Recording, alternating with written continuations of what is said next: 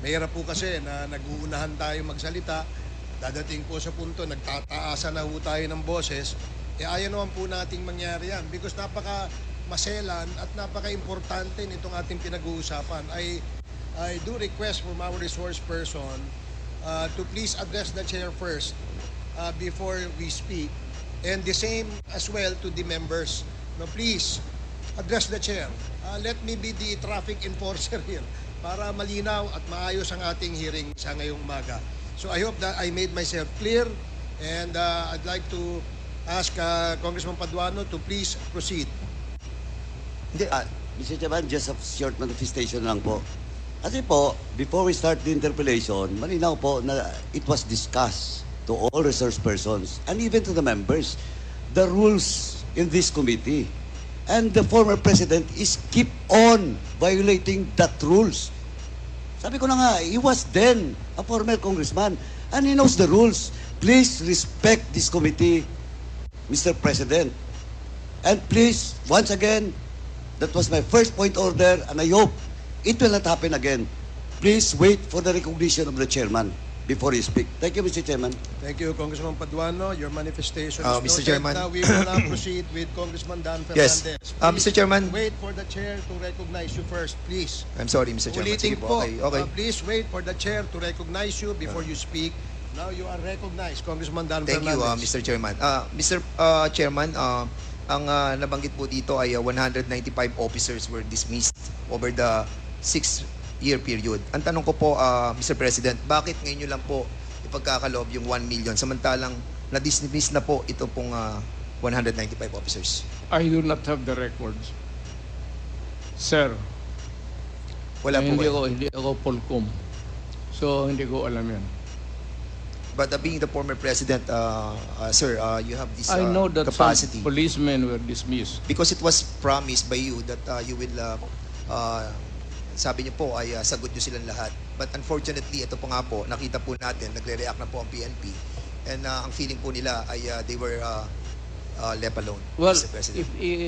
if you're citing the records, then I would admit it. Na yun, totoo yan. Yes, I agree with that. Walang problema. Sinabi mo eh.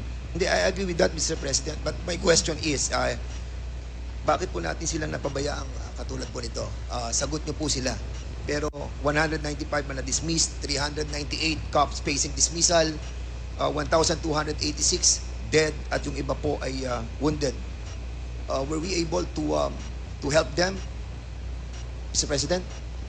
Well, alam mo, sir, if you work for a government, there are rules to be followed.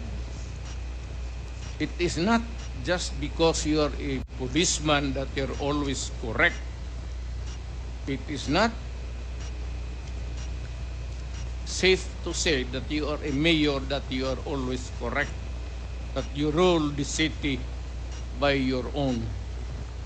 Maraming nagkakamali, and there must be a reason for their dismissal.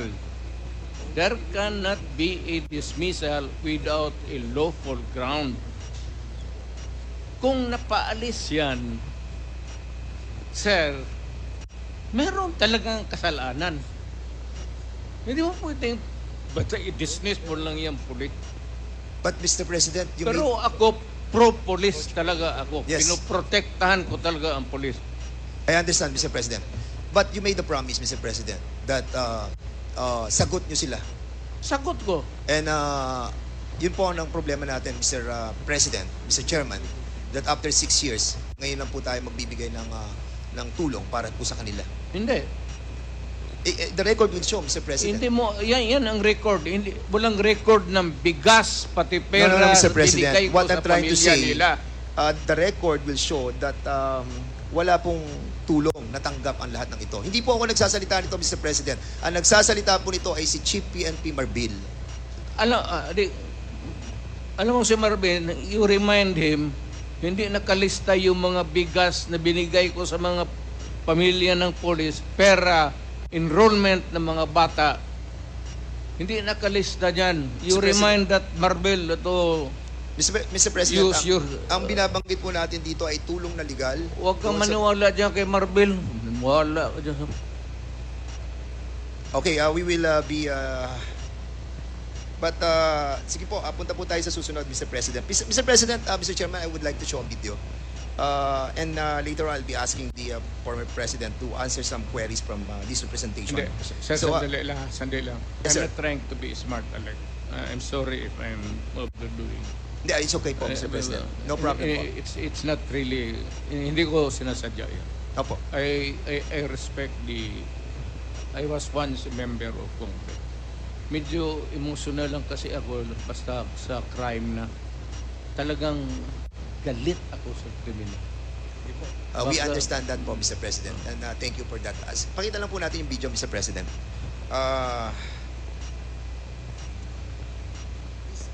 Video, please.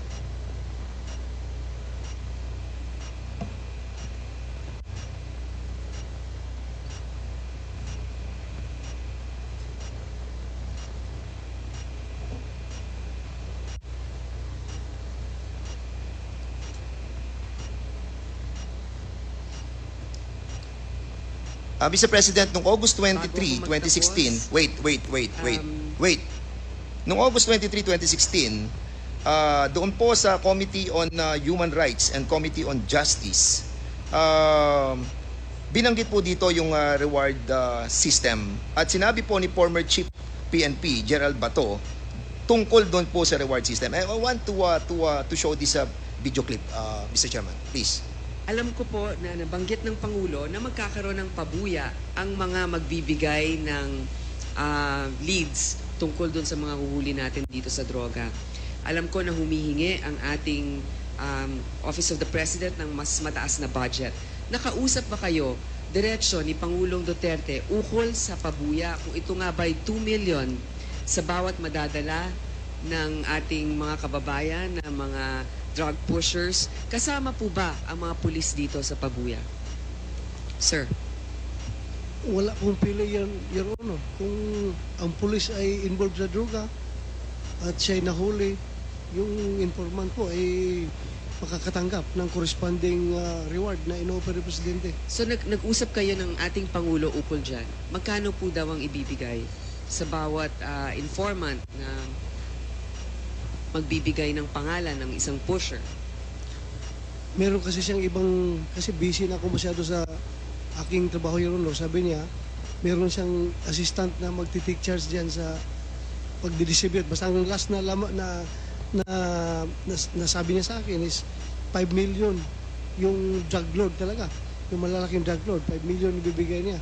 So depende doon sa kanilang anatomy kung saan yung mas nasa mataas. taas, mas mataas. Pag sa baba, mababa. Ang gusto ko malaman, yung pulis mismo, sa sibilyan, maaari yung 5 million. Sa pulis din ba, makakatanggap sila pag sila ang nakapagtukoy? O dahil kasama yan sa kanilang sinumpang tungkulin, iba naman po ang maaaring ibigay sa kanila?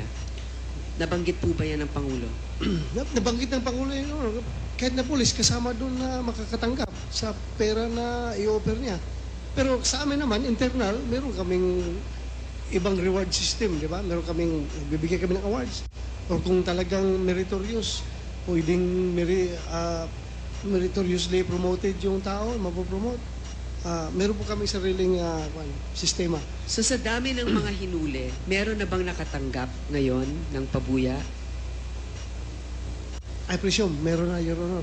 Hindi ko lang po inaalam dahil hindi ko nakikialam dahil money matters yan. Sige po. Direkta na kayo kung saan kayo pwede mag-claim. Hindi dumadaan sa akin. Siguro maganda din na anong tanggapan sa ating gobyerno ang nagdi-disperse niyan? OP? Tanungin ko po si Presidente, Your Honor. Siguro pwede tayo makahingi niyan. Kung meron ng nabigyan, siguro kung ito'y makakasama sa kanyang kaligtasan, maaari namang executive lang ito, hindi na natin i-release. Meron pong gustong... Mr. Chairman, Mr. President, will you confirm that the Office of the President humingi po ng mataas na budget para po sa reward system? Sir, can you kindly use the mic, please? Will you kindly use the mic, please? That's correct. So, You have to spend money for operations, for intelligence. Alam mo, sir, if I may be allowed to explain.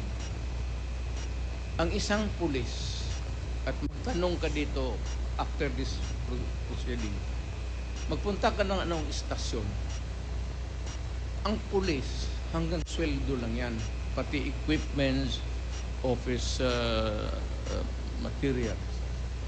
Pero mo sabihin mo yung pulis na may sariling fund for an operation day-to-day to follow up cases sa mga criminals, wala, sir.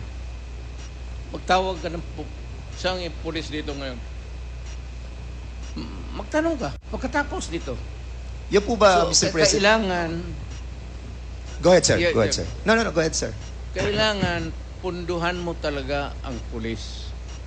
Lalo na if there is a serious crime, kidnapping, ikaw talaga ang pipinance niyan.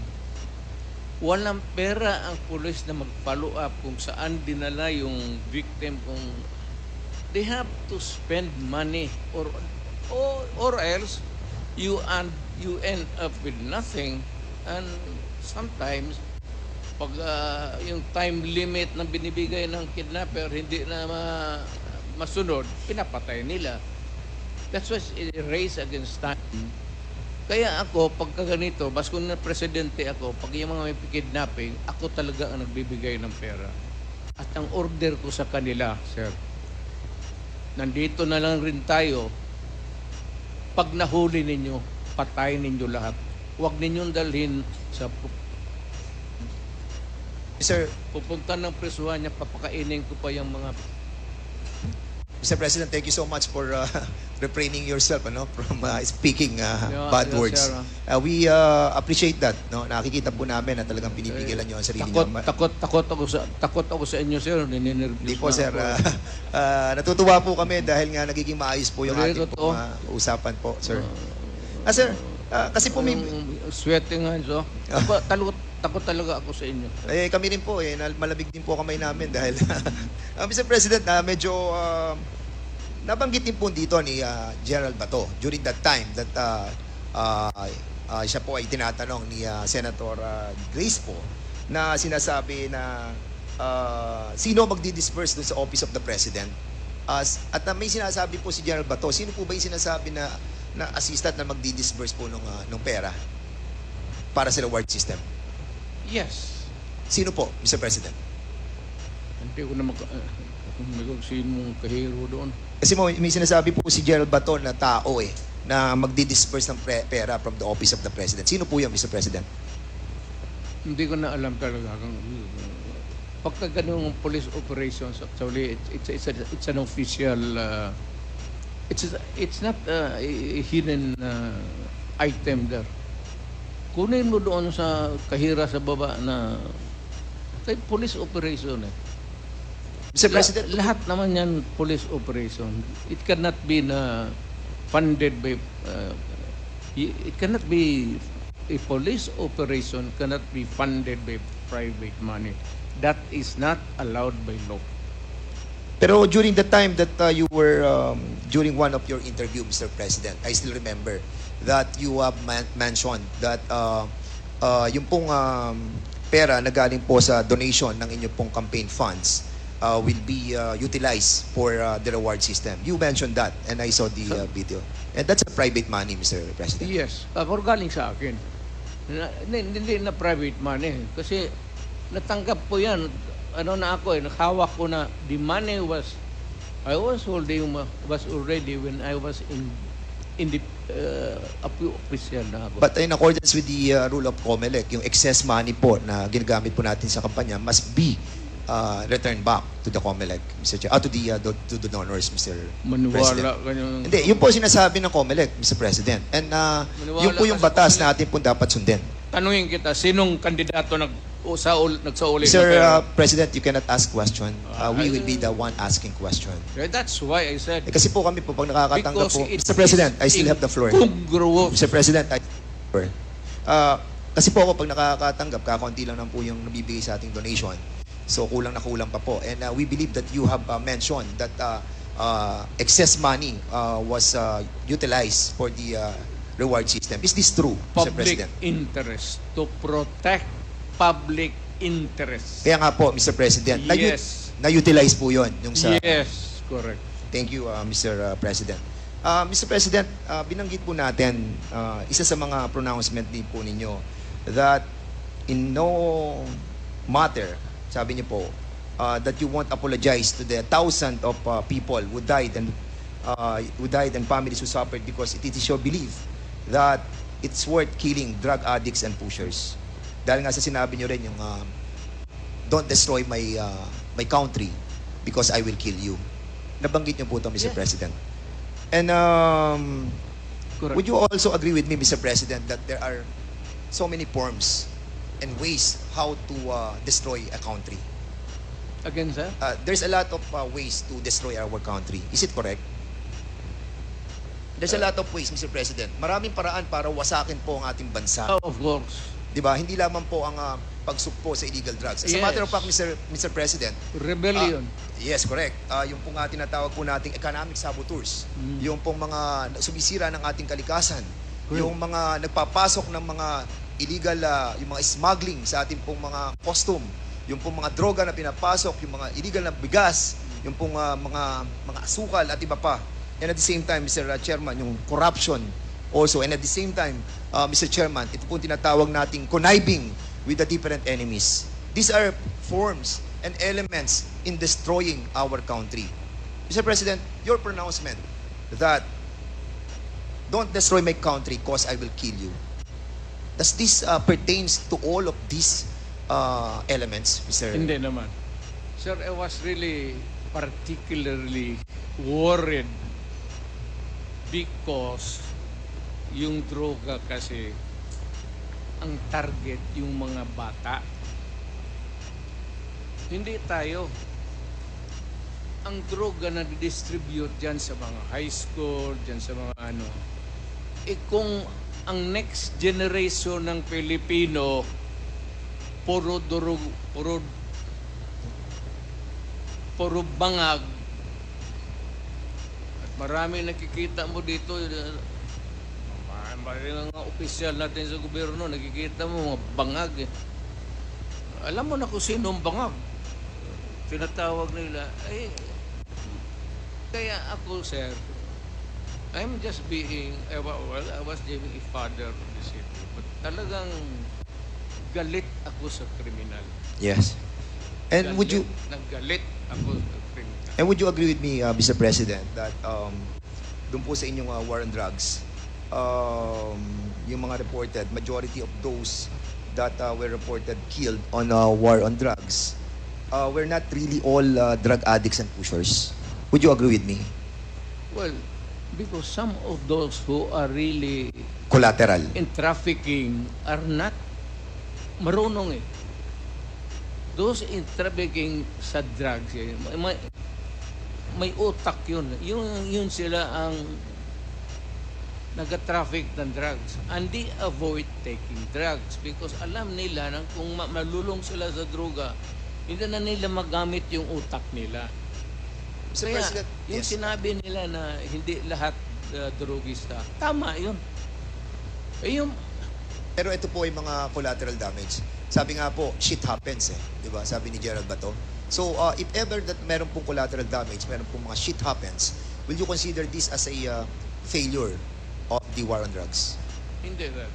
I would say that it was a maybe unnecessary death, but a collateral damage is recognized, if not, hindi naman sinasadya eh. Kaya yung in one drug den doon sa Davao City, 4 na Chinese, pinatay ko talaga. Ang problema, may tinamaan na 2 yung nagluluto. Pero yung 4 na in-check na Mr. Chair- talagang pinatay ko. Sinadya ko talagang patpatayin. Mr. Chairman, Mr. President, is that a Admission, yes. admission that you Oo. killed them? lumaban po sila? Or pinatay nyo silang walang laban? Sinabi ko sa kanila, Hindi, sir, Mr. President, pinatay nyo po ba siya ng walang laban or lumalaban po sila? hindi, lumalaban. Kasi, So- kasi pag raid, siyempre, agawan ng kung anong mapupulot nila, lumalaban, pero I would say that hindi naman lahat malaban na mayroong tit for tat. Meaning to say, kung may M16 yung police, may M16 sila. That would be an impossible scenario. Pero kung lumaban, pasensya tayo. Ako sinabi ko, no mayor ako, do not do it. Do not do it because I will kill you. Kung yung naabutan ko doon, kagaya ng 4 na inchik, talagang pinatay ko. 4 po ba yun or 6, Mr. President? 4 po ba yun or 6? Kasi a while ago you were saying 6 po. 4 lang. 4 lang po. So, pwede po naman malaman kung sino po yung mga 4 na po yun. Ano pong pangalan po nila? Alam mo, sir, ang lolo ko Chinese. Baka nga yung isa siguro pinsan ko pa yung hindi ko alam, sir. Hindi ko alam tinanong. Natawa naman ako doon, Mr. President. Kaya dito, ang lolo ko Chinese. Lam ang lolo ko. On another topic, Mr. President. Si Garma po ay nagkaroon po siya ng affidavit. At sinabi po niya na meron pong double model na 3 levels of payments. Meron po siya sinasabi sa affidavit niya eh. Ang sabi niya, yung first suspect is killed. Ang binabayad daw po ay 20,000 to 1 million. At sa second level naman po, ang sinasabi niya yung co-plan, yung pong planned na pinapan po yung planned operation. At yung third daw po ay yung pong refund ng operational expenses. Ito po ba sinasabi ni Colonel Garma na pag binabayad doon sa mga namamatay na 20,000 to 1 million, which, by the way, corroborated by the testimony of Tata and Andy, is true? Correct. So, ito po yung namamatay, binabayad po 20,000 to 1 million. Hindi yan, sir. Ganito yan. Hindi, yung po ang tanong ko, Mr. President. Hindi, ganito nga. Sige po. Ito na yung answer ko eh. Sige po. Yung may police operation, alam ng police lahat yan, pinupunduhan ko yan, o ito, for a particular project. Pagka na-accomplish nila yan, sir, may sobra, magsabi ang police officer o lead official, sir, may sobra, hindi na ubos yun. Hindi na yan. For the boys. Yan, sir. Okay, yan, sir. Yan, Mr. President, in some interviews you have mentioned that, and you have spoken about the reward system. And sinabi nyo, patay o buhay? Patay, better. Buhay, okay lang. Correct. Yes, so ibig po sabihin ay mas okay sa inyo kapag patay. Mas maganda kung patay, sir. And that's the reason why we are trying to encourage our citizens to kill all those addicts. No, not addicts. To kill the criminals. Not addicts because addicts are victims of the criminals running the drug syndicates. Mr. Mali yan, sir. Mali yan. Mr. Mali President, yung kasi there is a report na nagsalita po kayo noong July 1, 2016 that was covered by The Guardian. At sinabi niyo po dito, if you know of any addicts, go ahead and kill them yourself, as getting their parents to do it would be too painful.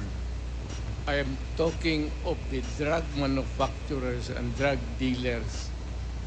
That is a... So mali po I to. don't know who wrote it. I am not bound by it. Huwag mong iano yan, sir. Hindi ko trabaho yan. Get it from my mouth. Because I was the man. Ano po to, Mr. President? Live, ano po to, interview po? Ano po to, Talagang video? sinabi ko, pero hindi tama yan. Nasa video po, Mr. President. Sinabi hindi addict, sabi ko drug dealers and drug pusher. Bakit mo patayin yung addict? Dali mo sa ospital.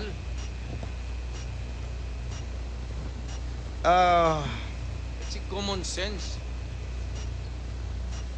Ang polisiya po ng ating pong gobyerno, ng gobyerno nyo, yung pong neutralization.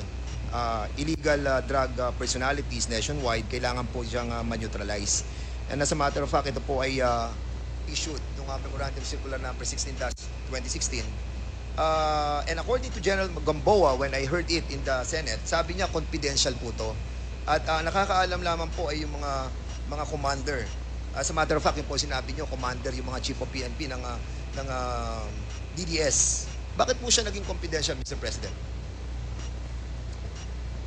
Again, sir, what's the question? Bakit po kaya naging confidential yung pong utos na negation and neutralization of all those personalities sa illegal drugs?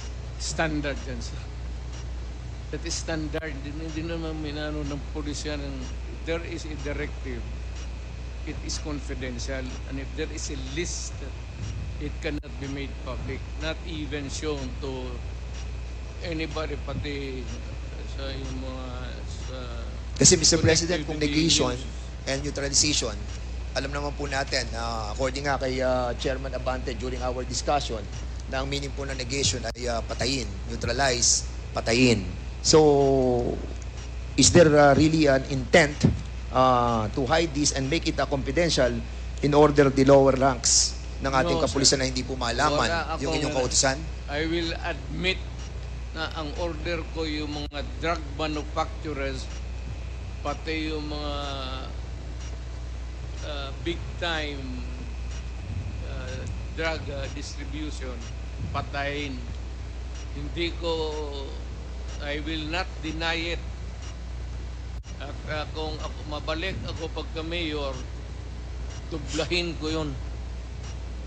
And I want to make it clear, Mr. President, Mr. Chairman, that nung panahon po ng ating pong Pangulong, dating Pangulong Rodrigo Roa Duterte, meron po tayong 210,000 na mga kapulisan. And during that time, kung titignan mo yung mathematical computation, if ever na nagkaroon po tayo ng 20,000 na killed during that time, ay kung magkakaroon po tayo ng ratio na 1:1, ay sasabihin po natin that majority of the members of the PNP ay hindi naman po na-involved dito po sa war on drugs. Would you agree with me with that, Mr. President? Yes, sir. Mayroon kasi yung mga drug enforcement units na siguro. Sila lang po yung na-involved. Not all policemen, any police department of a city or a province are dedicated to the drug operations. Meron talaga yung unit, sir, hindi lahat. There's the anti-smuggling, anti-narcotics, ganon, may especially Thank you, Mr. President. Mr. Chairman, meron kayong nabanggit sa Guardian. Sa Guardian, noong pong July 1, 2016. At sinabi po ninyo dito, Mr. President, Mr. Chairman, during the campaign, you said 100,000 people would die in this crackdown. With so many dead bodies dumped in Manila Bay, that fish there would grow fat from feeding on them.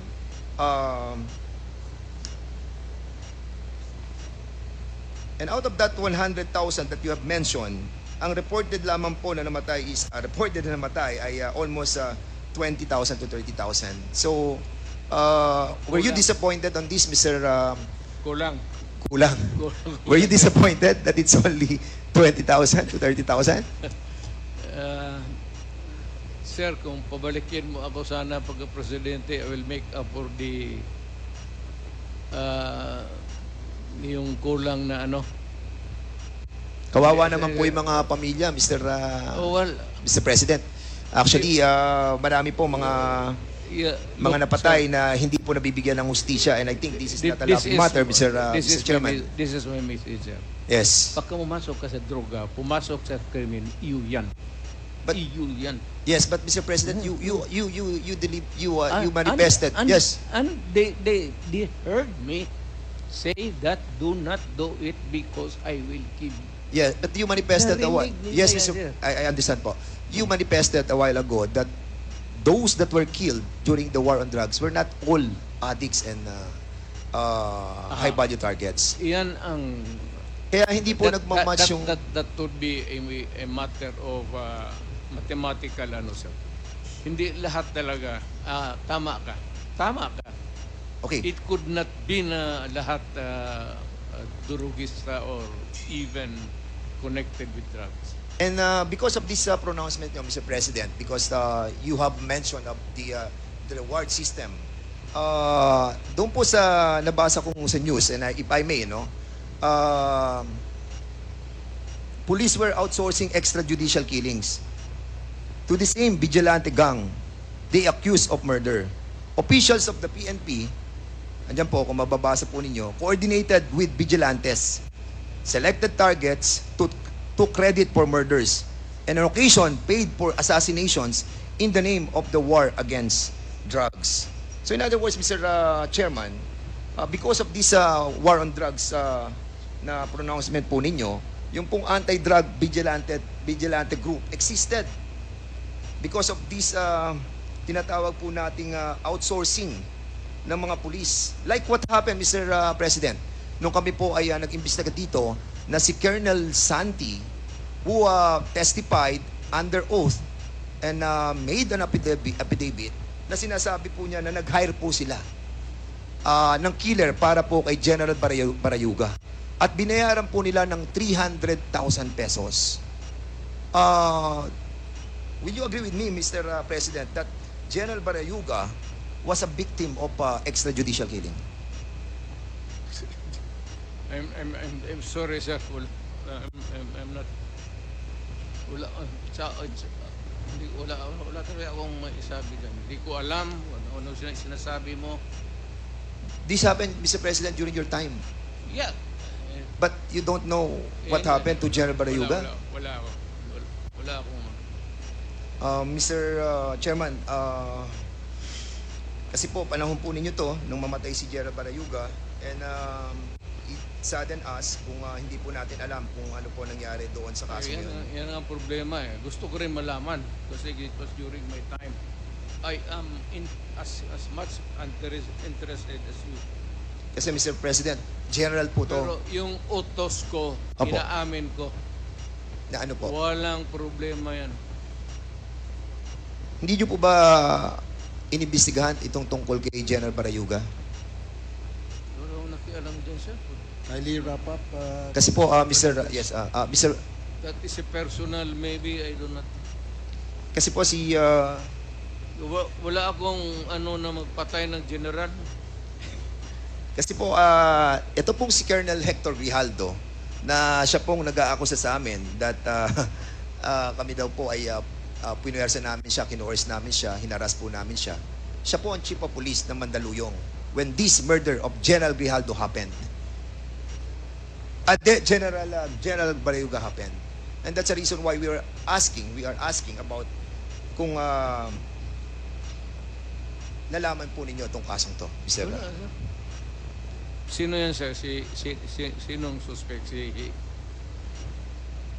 Well, according po kay Colonel Santi, ang suspect po ay si Colonel Leonardo at si Colonel Garma.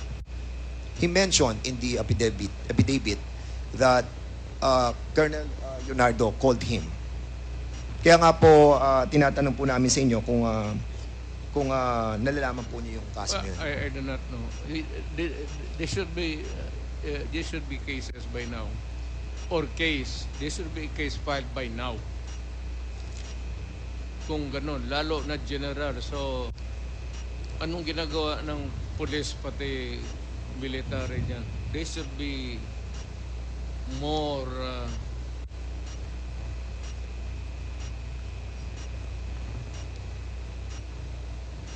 more active. Lalo na yung general. Okay po. Mr. Chairman, Mr. President, merong pronouncement sa Philippine Daily Inquirer written by Marlon Ramos, Robert Dehon, noong October 14, 2016. And De Lima called mother of all drug lords. Nakasulat po to at binabanggit po. Naniniwala po ba kayo that si Secretary De Lima ang mother of all drug lords? Who said it, sir? According sa report ay mga tao po natin sa Malacanang ay Sino, si sir? Director Ruel Lasala and Reynaldo Esmeralda, former NBI officer in charge ng Department of I Justice. would like to congratulate them for making this statement. Secretary De Lima, would you agree with the statement of the former president that you are the mother of all drug lords?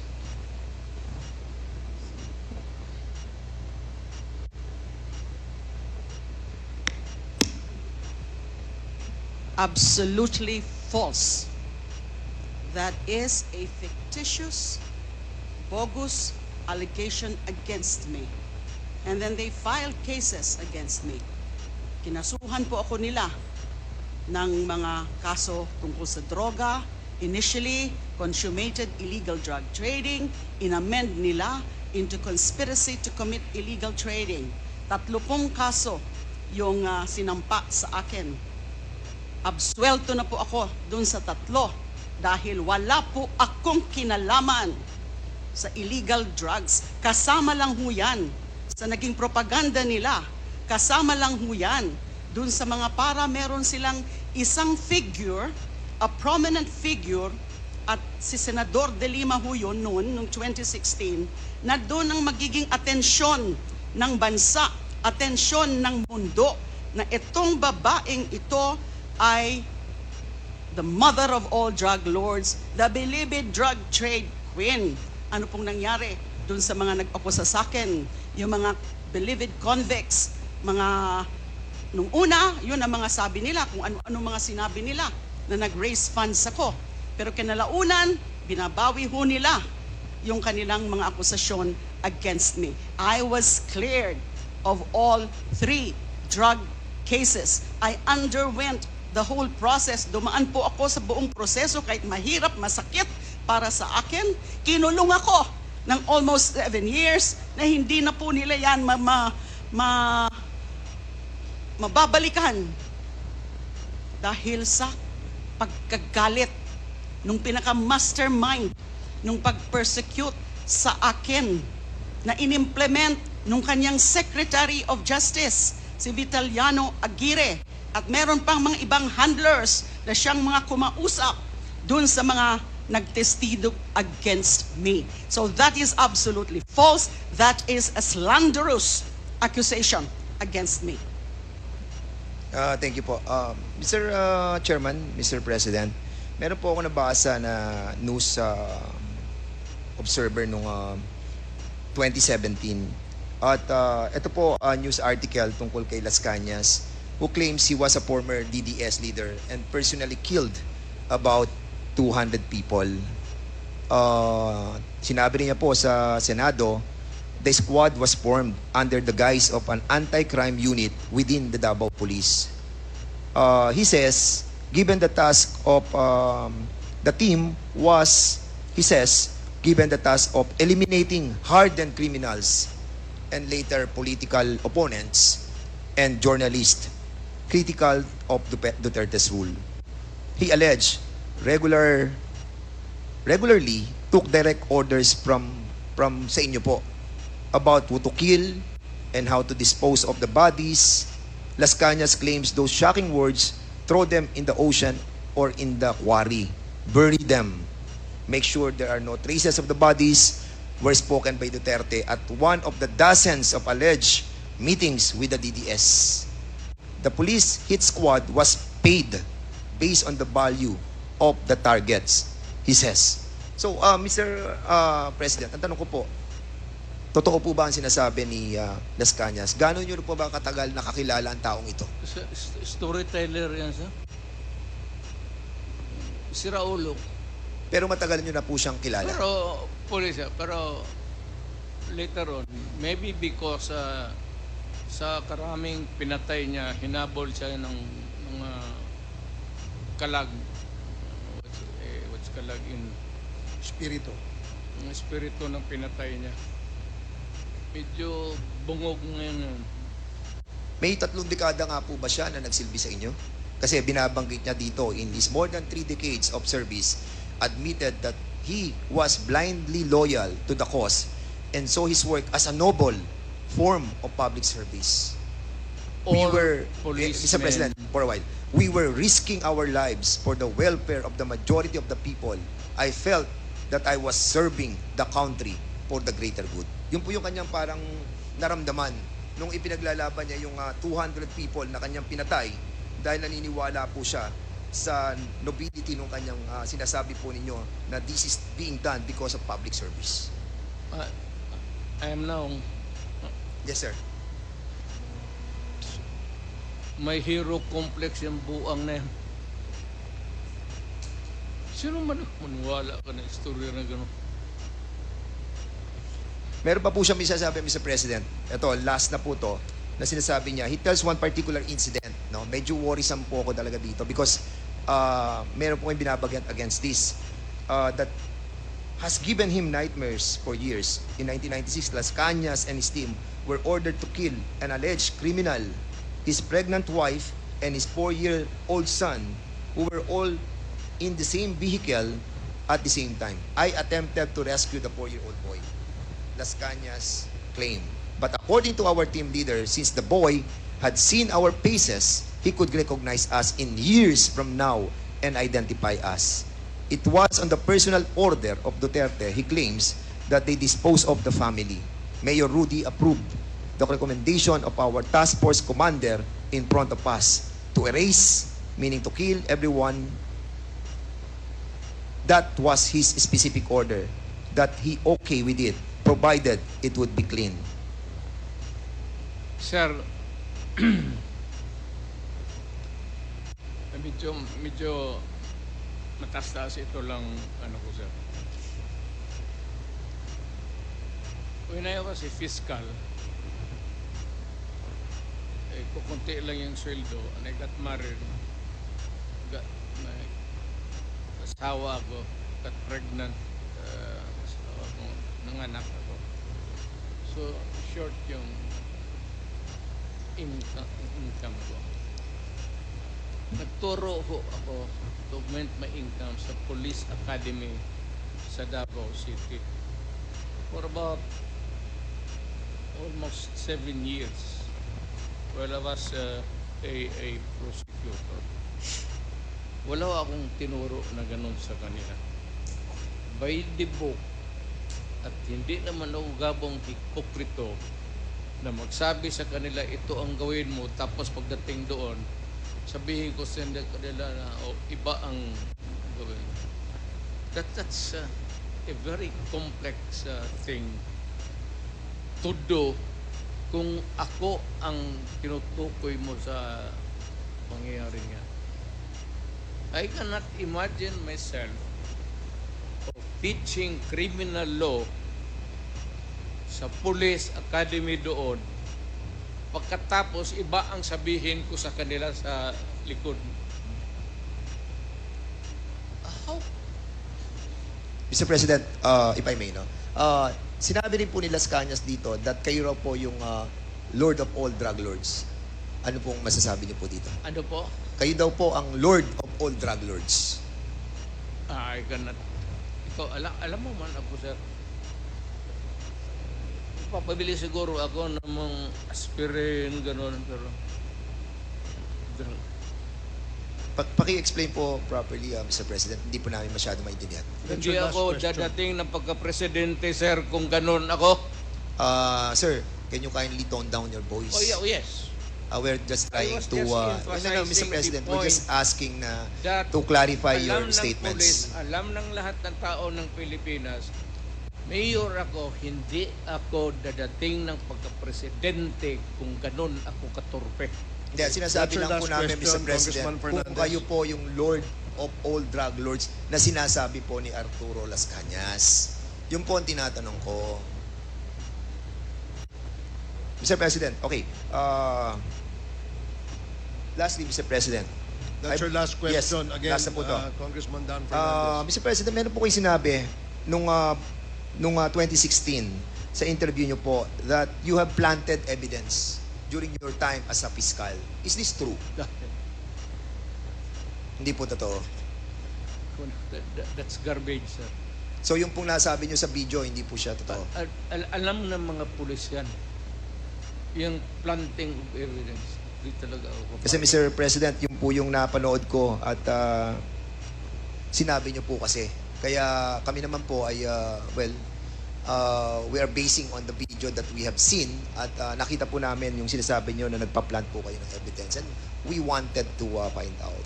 Kasi yung pronouncement nyo po was construed by the members of the PNP organization that they can do freely the planting of evidence. That's illegal. And I said I was teaching them criminal law. Yeah, but the problem, Mr. President, is your announcement or your pronouncement that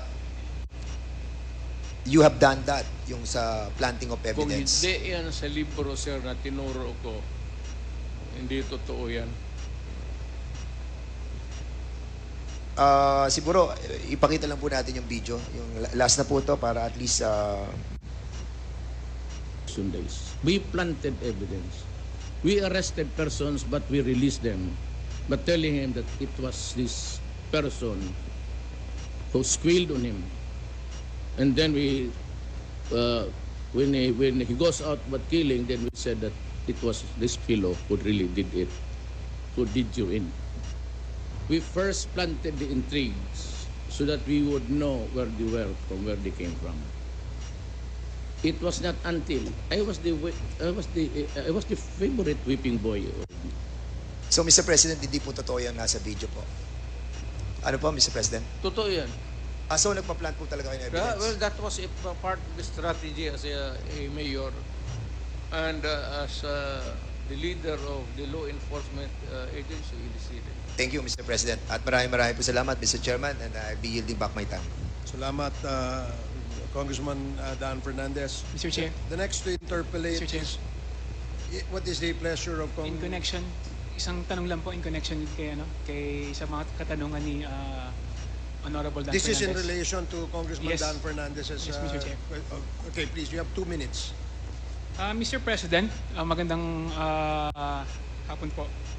According po sa inyo, sa mga pangako nyo ng kampanya na tumatakbo po kayong presidente, na lilinisin nyo po yung ating bansa para sa ating mga anak. Pangako nyo po yun.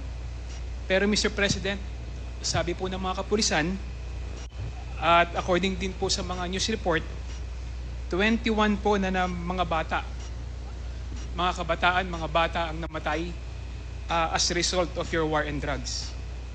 Ang tanong ko po, Mr. President, is this to you still a collateral damage? What is your basis what's the basis of your statement? Mr. President, according po sa mga report po ng kapulisan at saka sa news report, meron pong 21 na mga bata na namatay as a result of war and drugs.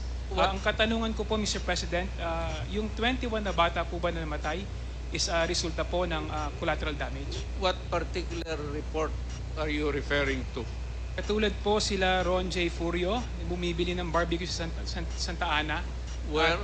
Sa Santa Ana po, Manila, nabaril po ng dalawang riding in tandem targeting local government councilor Roberto Pudal. At meron din po isa rito, si Danny Camille Garcia, targeting her grandfather, Maximo Garcia. Isa rin po sa known na suspect na nagtitinda ng droga, Mr. President. So what's your question? Ito rin po bang mga bata na ito na nadamay at namatay dahil sa gera po sa war and drugs, do you consider din po ang mga kabataang ito na collateral damage? Damay pala, collateral damage. If they were not the intended target, what can we do? Can you control the direction of the bullet when it comes out of the barrel of the gun of the police and it will hit a person, go through the body of that person and hit another person? Kaya Mr. President, alam mo, kung may police, I'm now a civilian, kung may police magpatay ng bata, maasahan mo, mismo dyan, babaril. kaya nga po Mr. President, do you consider them as collateral damage? Yes or no? Collateral damage. So wala tayong magawa. And do you take responsibility para po ba sa mga ito? Well, of course. If it is the job of the police doing his job, may collateral damage na tama, akin yan. Bakit po Hindi naman ang bala, hindi naman namimili yan eh. Thank you, Mr. Chair. So, correct. Thank you. I ask you full responsibility. Thank you, Mr. President. Thank you, Mr. Chair. Thank you, Congressman Kong Hun. The next to interpolate is Congressman Raul Manuel. You have 10 minutes. Thank you, Mr. Chair. Mr. Chair, tanong po natin sa dating Pangulo Rodrigo Duterte. Gusto po natin i-confirm kung totoo na matapos mag-testify dito sa Quad Committee si retired Colonel or dating Colonel Regina Garma, totoo po ba na tumawag si dating Pangulong Rodrigo Duterte sa kanya para ipaliwanag kung bakit INC members kagaya ni Colonel Leonardo ang mainam na ilagay sa key roles dun sa war on drugs? I will not do it. And I will never do it. And I did not do it. Hindi ako mag-explain sa pulis kung ano ang ginawa niya. Ikaw ang managot niyan, hindi ako. Kung may order ako sa pulis, gawain mo yan. At pagka pumutok yan, iyo yan. Huwag mo akong turuin dito kasi trabaho mo yan as a pulis. Hindi kita kailangan. Sabi ko nga, 2 taon ako nagturo sa Police Academy, including criminal procedure and evidence. Hindi lang sophisticated, raw lecture lang. Pero hindi ako nagsabi ng turo ng gano'n ka-stupid. I mean, you should maybe medyo habulin mo ang utak ko, Andre. Hindi ako ang presidente kung hindi ako. Mr. Chair, linawin ko lang yung tanong. Yung tanong ko po ay kung totoo ba na tinawagan ng dating Pangulo si Colonel Garma matapos mag-testify ni Colonel Garma dito sa Quad Committee. Hindi nga. Bakit ko siya tanungin? Sarili niya yung trabaho. Siya ang managot. Why would I call anybody? You are a policeman, policewoman, do your duty. Kung nagkaletse-letse yan, you explain to the judge. And if you are not believed by the court, then you go to jail. That is your duty. That is your destiny. Mr. Chair, karugtong po niyan, tama po ba na pinaliwanag na kaya napili si Colonel Leonardo para sa isang key role doon sa war on drugs ay dahil mapagkakatiwalaan siya sa pera? I do not give money to people. Wala nga akong pati pagsayangan yung... Alam mo, kung may pera man ako sa city government, I'd rather buy rice for the... Yung police, may sweldo yan. Kung may operation, magsabi sila, bigyan ko. That's the most that I can do. Kasi magsabi, out of the province, out of the city, you would need gasoline. Alam mo ba, baka, what time malaman mo? Alam mo ba na noon ang police walang gasolina? And there are stations na walang gasolina ang police. Alam mo ba yan? Mr. Chair, muna. At yung mga... Mr. Chair, I think nabanggit na po yan kanina doon sa sagot sa mga 1 minute dati nating suspension. mga mambabat. Kinig ka muna kasi... Dali lang po. Suspended po muna tayo.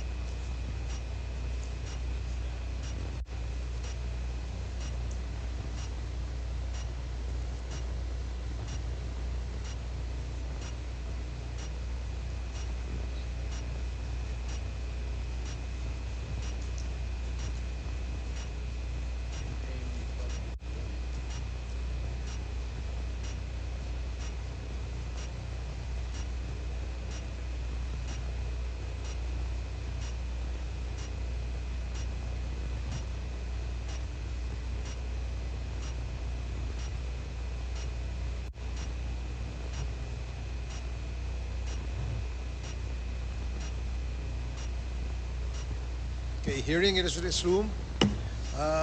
Again, I'd like to remind our resource person and our members to please maintain our decorum. Kung meron po magtataas ng boses, kung maaari po, medyo ibaba po natin yan dahil gusto po natin ay matiwasay itong ating committee hearing sa ngayon. Congressman Manuel, please proceed. Thank you, Mr. Chair. Mr. Chair, sa dating hearings ng Quad Committee, retired Police Colonel Edelberto Leonardo confirmed na merong reward scheme for police personnel under the drug war of former President Rodrigo Duterte. At meron din pong isang interview mismo sa dating Pangulo na kaya gusto niya ay INC, yung merong key roles dun sa drug war, ay dahil nga kapag INC daw, mapagkakatiwalaan sa pera.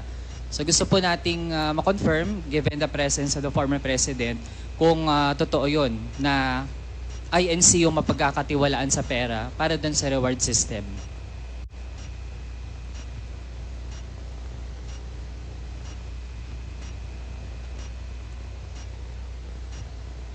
The reward system.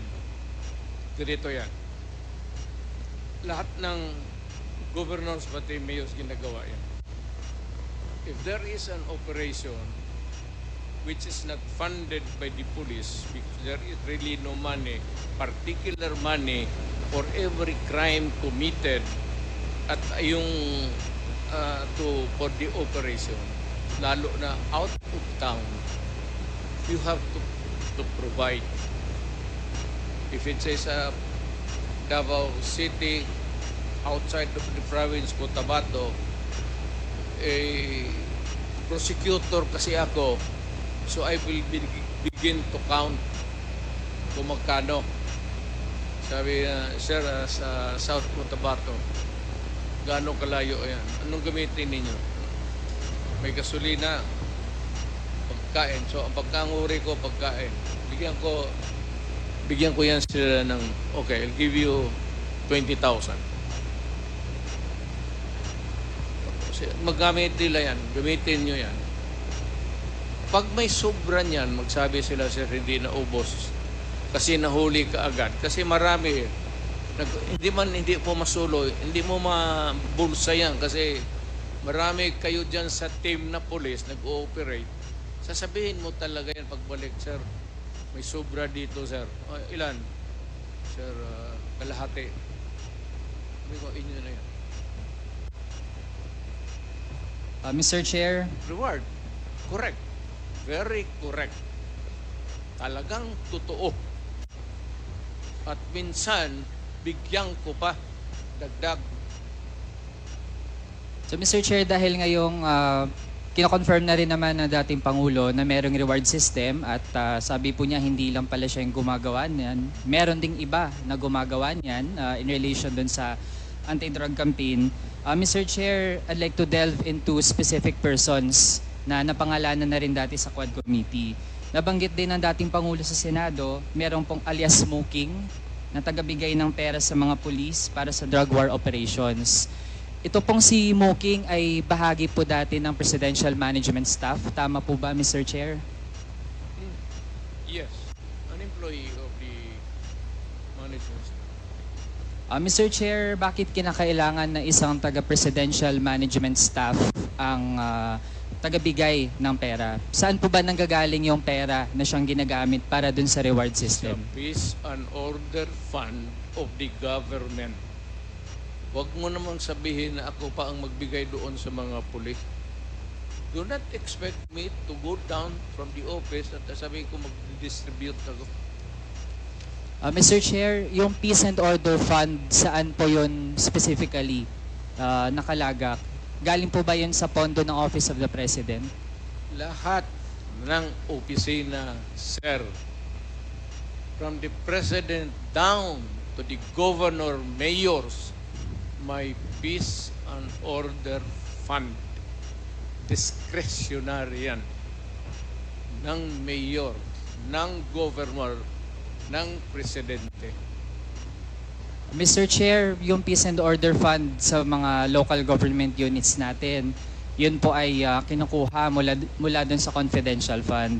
So kung sa Office of the President, lalo na't meron ding allocation for confidential and intelligence fund, doon din po ba kinukuha yung peace and order fund para doon sa reward system? I will not answer your question. I do have to make an accounting of what I did as president. That's official and personal to me. Mr. Chair, bahagi ito ng ating gustong siyasatin dito sa Quad Committee kasi kanina din naman po ang banggit lahat ng mga nagpapatupad ng ganitong operations. Yun yung source, Peace and Order Fund. Pero kailangan malinaw din saan talagang item, anong allocation po yun. So kung sa mga LGU, malinaw naman, confidential fund.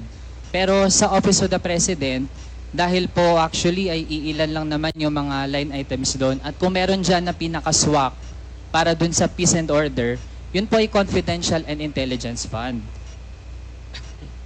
So gusto po nating ma-confirm lang, dahil po nalaman natin meron talagang reward system at merong pinanggagalingan yung pondo para dun sa reward system. Sir, sandali. Medyo papahingin mo lang ako ng 1 minute suspension. Kaya tinawag yan, sir, ng intelligence pati confidential. Kaya huwag kang magtanong kung anong confidential ginawa ko. Confidential nga eh. I am protecting the interest of the Republic when I dispense confidential funds to the military and the police.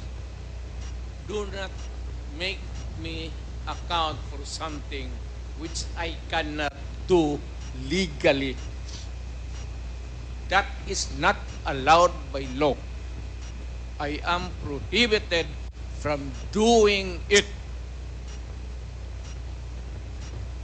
Mr. Chair, I believe hindi tayo pwedeng sabihan dito sa committee na hindi tayo pwedeng magtanong lalo sa mga bagay na relevant dun sa ating investigations. And Mr. Chair, I was not even asking kung sino yung mga hanggang sa level ng mga regional police units, sino-sino mga nakatanggap.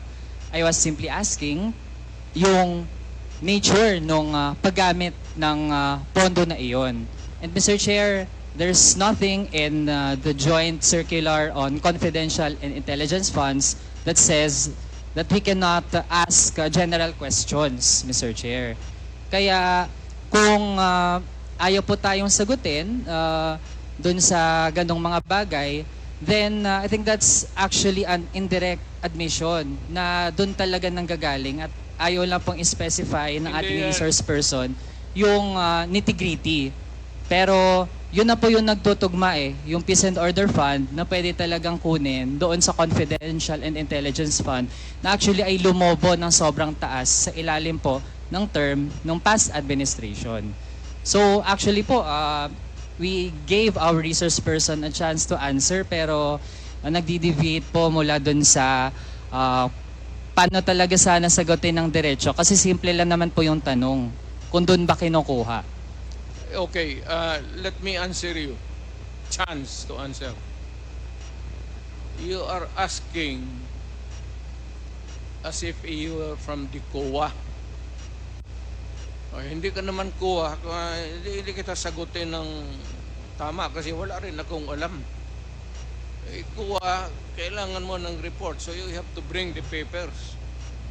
You're asking questions that are pertaining to COA. Ano? Hindi naman ako COA. Mayor ako tapos presidente. Sige, Mr. Chair, I won't belabor the point pero tingin ko ang mga kababayan natin yung makakahusga. Malinaw naman po na wala po sa aming dalawa yung taga-COA pero mismo po nasa memorandum circular din naman na dapat ay ipatupad ng COA na dapat ay kung mayroong mga ahensyang nabibigyan, nag-grant ng Confidential and Intelligence Fund, dapat po hindi nga yan in the first place nakatago mula sa mga kababayan kasi the fact na nakatago po yan, ito po yung nangyari. Nagamit po ang pondo na yan para dun sa mga extrajudicial killings. na kumitil ang buhay ng mga kapwa nating kabataan, magiging yung tens of thousands ng mga pamilya na actually ay hanggang ngayon nagdurusa at walang hustisya. So, kasunod nating tanong, Mr. Chair, dun sa paano ba nabubuo yung mga drug lists ng itong tina-target ng war on drugs ng dating administrasyon. Sino po ba yung mga nagbuo ng drug list? At ito yung mga kasama dun sa tina-target ng war on drugs ng dating administrasyon.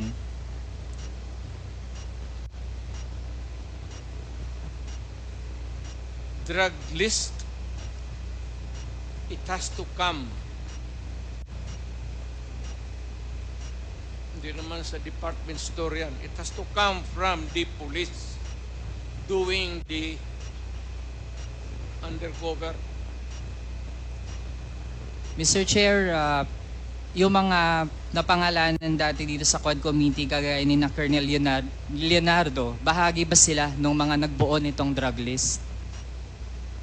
I don't know where he, hindi ko alam ang unit niya in particular. I only know that he's a policeman.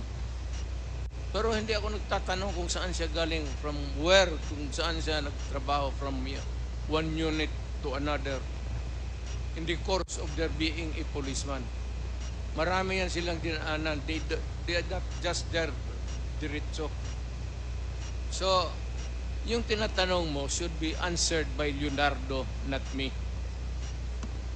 Mr. Chair, lalo na't ang drug war ay ang number one reference nito ang pronouncements ng dating Pangulo. Kaya po, we have every right to ask our resource person tungkol dun sa pagbubuo ng mga drug list.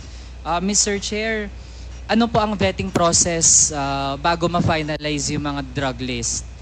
Ano pong pinagdadaanan? Halimbawa, may nagsabi, ito, involved to sa kalakaran ng droga. Paano po natitiyak na yung final na version ng listahan, yun talaga ay yung mga merong sapat na batayan para masama dun sa listahan? Wala akong vetting committee as president or mayor. Trabaho ng pulis yan. Hayaan mo sila sa trabaho nila. Tama man o mali, kanila yan. Ako dito sa aking trabaho, tama o mali, sagot ko. Pero yung vetting, bakit?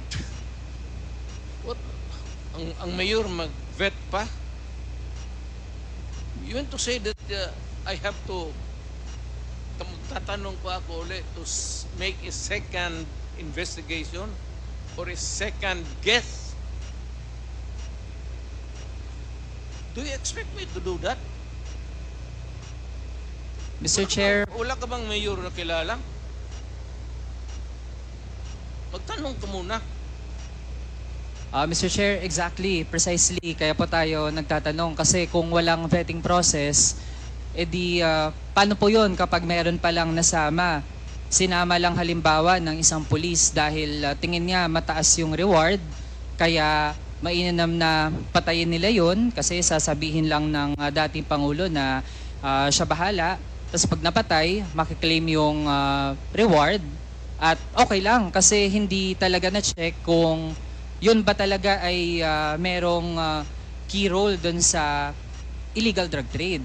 So with that, Mr. Chair, sabi din po kanina kasi yung mga high value targets, yun talaga ang dapat mangyari dun, patayin. So Mr. Chair, gusto nating malaman, lahat po ba ng mga high value targets dun sa drug list na hindi na vet, lahat po ba yun ay merong unlawful aggression na ginawa noong sila ay gustong tugisin ng pulis? Again.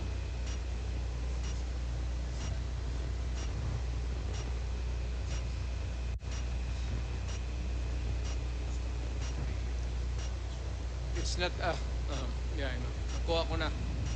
Kinig kasi ako sa ulan eh. Ulan ba yan? Kaya kita mo, ulan ka na. Yung hindi ko trabaho yan. Hindi trabaho ng presidente, hindi trabaho ng mayor. I do not have that kind of duty. Kaya ako may military ng presidente, may police. Anong mayor ako, may police ako. Yun ang trabaho nila. Ang trabaho nila, the end game is really to produce the name of persons who are in the drug industry. Kaya dito sa Manila, when I became president, Mr. Chair, nagdi-debate na po dun sa do not tinatanong interrupt me natin. because I am answering Mr. Chair, a the question. answer is not directly in line One with the minute question. suspension.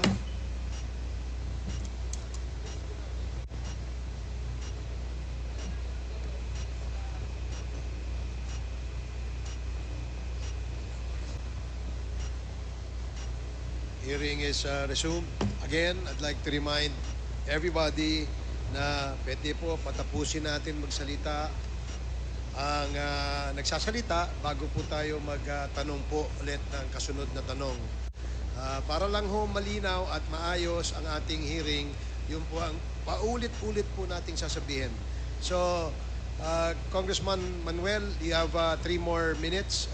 Please proceed. Thank you, Mr. Chair. Mr. Chair, ganito po kasi yung tanong natin kasi nung kinlarify natin kung may vetting process ba yung dun sa mga drug list, sabi naman po wala. Kaya halimbawa, kapag ang pangalan inalagay dun sa pagiging high value target na mataas yung reward para sa ganung mga tao, kahit hindi pa yung dumaan sa tamang proseso, ang goal na po kaagad ay patayin. And actually, sa nakaraang Quad Committee hearings, Mr. Chair, nalaman natin meron nga abogado nasama dun sa high value target tapos pinatay ng pulis. Kaya Mr. Chair, gusto kasi nating malaman kung ano ba talaga yung nangyayari dun sa mga operasyon. Kaya ang unang tanong po natin, kung meron po bang unlawful aggression dun sa lahat ng mga pinatay. Yun lang po yung tanong natin, Mr. Chair, para ma-establish po natin talaga kung may merit ba na ganun yung order, na kapag high value target, ang goal dapat ng police, patayin sila. So yun po yung tanong, Mr. Chair. You are using the term unlawful aggression improperly. Huwag mo kong gamitin yan. Hindi tama yan. Better tone down your rhetorics.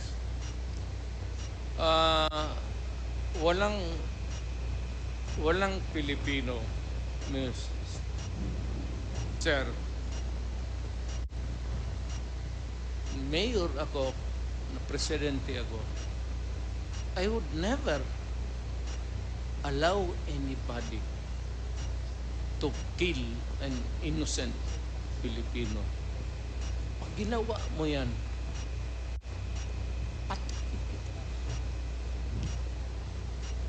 magtanong ka lahat ng pulis ng Pilipinas. Pagka pumasok ka ng kidnapping, pinatay mo, patayin talaga kita. Hindi kita bubuhay.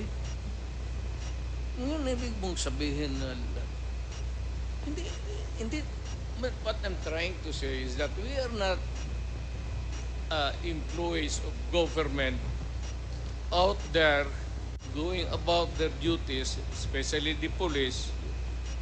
Naawa naman ako dyan sa mga just to go and shoot innocent people. Ano ito? Hunting safari sa Africa?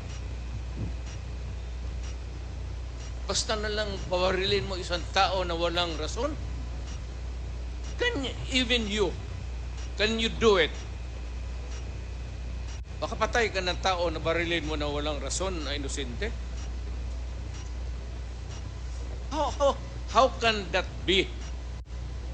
Give me a common sense reason kung bakit ganon. That you presumptuously, tignan mo, tuloy, nagalit. Siyempre, nagalit na yung langit. Dahil sa tatanong mo na, ano ba, alam mo to sa totoo lang, ito totoo lang ha, marami akong pinatay na pulis sa Davao na kriminal. Magtanong kayo sa Davao, mag-go around. Ano yung ako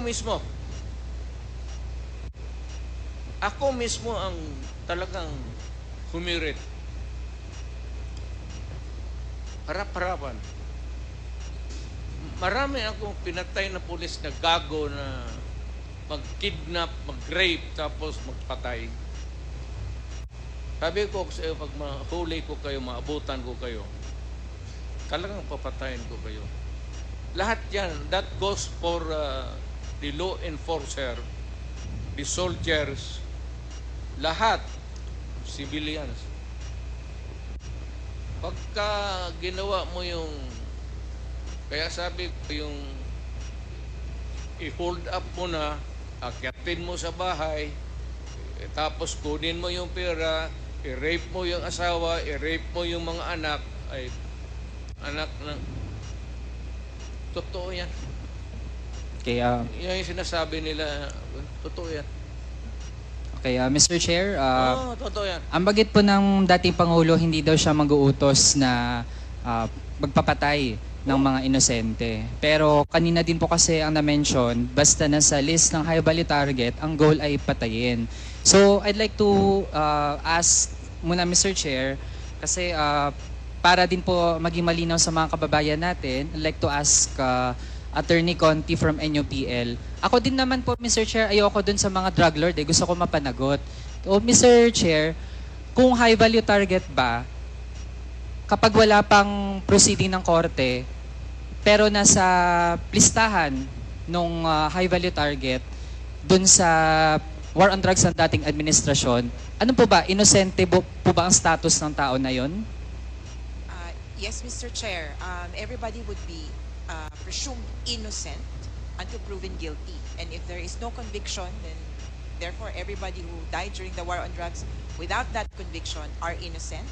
And second, Mr. Chair, I'd like to point out that the Philippines has suspended the implementation of the death penalty. So actually, no one should die in the context of any legal proceeding actually. Kaya isang malaking kapabulaanan po na ang nasa drug list ay dapat mamatay. Hindi po totoo yan. And Mr. Chair, another lawyer din po, si Attorney Chel. Simple lang po. So ibig sabihin, kahit nasa top rank pa yan ng illegal drug trade at gusto nating lahat matigil yung pinagagagawa nila, pero kung ang status pa ay inosente, ano ba yung dapat palang gawin? Ang dapat pong gagawin ay magkalap ng ebidensya, mag-case build-up at sampahan siya ng kaso sa korte. Yun din po yung naging problema sa mga drug list. Ang napagtestiguhan ni PIDEA Chief Lasso nung isang hearing natin dito ay sabi niya of the 6,000 plus na pangalan na nasa drug list ay hanggang ngayon ang na-validate lang po ay 1,500. At meron pang mga ilan na pangalan doon na dinagdag na lang after sila ay na-neutralize o pinatay. Okay, so Mr. Chair, so ibig sabihin hindi lang po isa, dalawang abogado na yung nagsasabi na bagamat gusto natin na matigil yung pinaggagawa ng mga drug lord na pwedeng magpakalat ng droga sa bansa para sirain ang buhay ng mga kabataan, yung proseso na ginawa ng dating administrasyon, meron talagang problema doon. Kasi Mr. Chair, sa totoo lang, may right to self-defense naman yung police, pero meron po kasing tatlong kondisyon yan, Mr. Chair. At doon pa lang sa one of the three, yung pagtiyak na walang unlawful aggression, actually hindi na po mapanindigan ng ating resource person. Kaya ibig sabihin talaga, dun sa policy na yung goal ay pumatay, meron na po talagang malaking problema doon.